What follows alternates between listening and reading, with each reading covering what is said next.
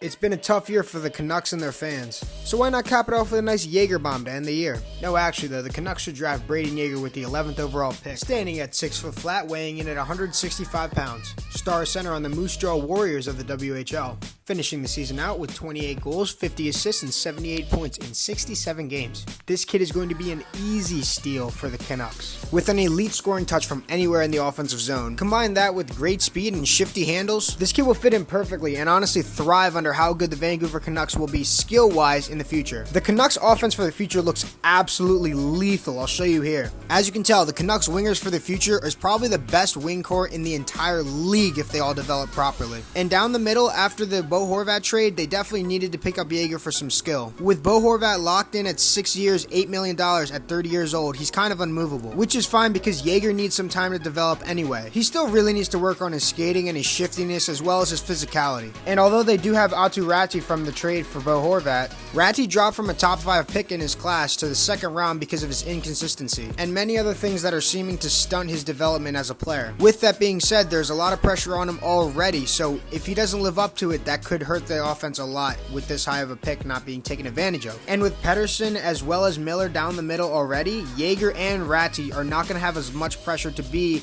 the skill guys and the scorers on the team. And although this team really is obviously not set around defense and is known for giving up a lot of goals, they are going to be running teams off the ice with how good their skill is. They're going to outscore every opponent.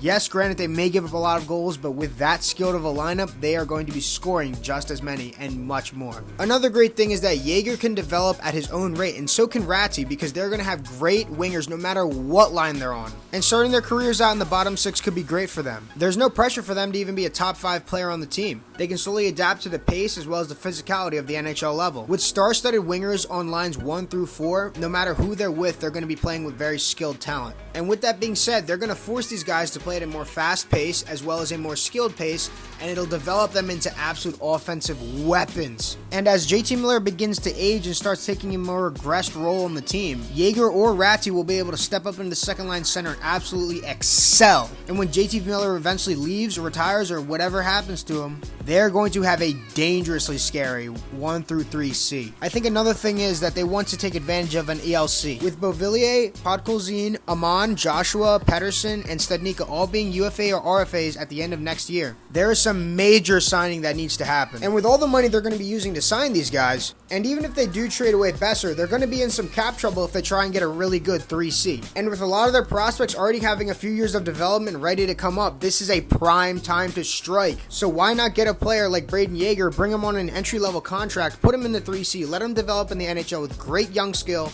bring up Ratti, who has much the same story, and sit back and watch this phenomenal offense that you've made cook. But we always got to explore a second option, and honestly, this isn't a bad one either, of course. One of the coolest names in the draft, Axel Sandin Pellikka. Elite Swedish defenseman standing at 5'11", 181 pounds, playing for Skellefteå in the SHL. He is a phenomenal offensive defenseman. His skating is some of the most powerful, fluid, just beautiful skating you will see out there. His offensive touch is out of this world, and his defensive IQ is very high. He is the best defenseman in this draft. I only had Reinbacher ahead of him due to what Washington needed for their future and their style of play. As we saw in the projected lineup, their right-handed defensemen are very weak when it comes to comparing them to the left side. They would be drafting a kid who has unbelievable skating ability, crazy good offensive talent, and a great defender. Who does that sound like? That's right, Quinn Hughes. If this kid goes under Hughes' wing and learns his style of game, that 1-2 punch will be unstoppable with how good their offense already is. With a little bit more muscle and a little bit more commitment to the defensive end, I think Axel Sandin Pellikka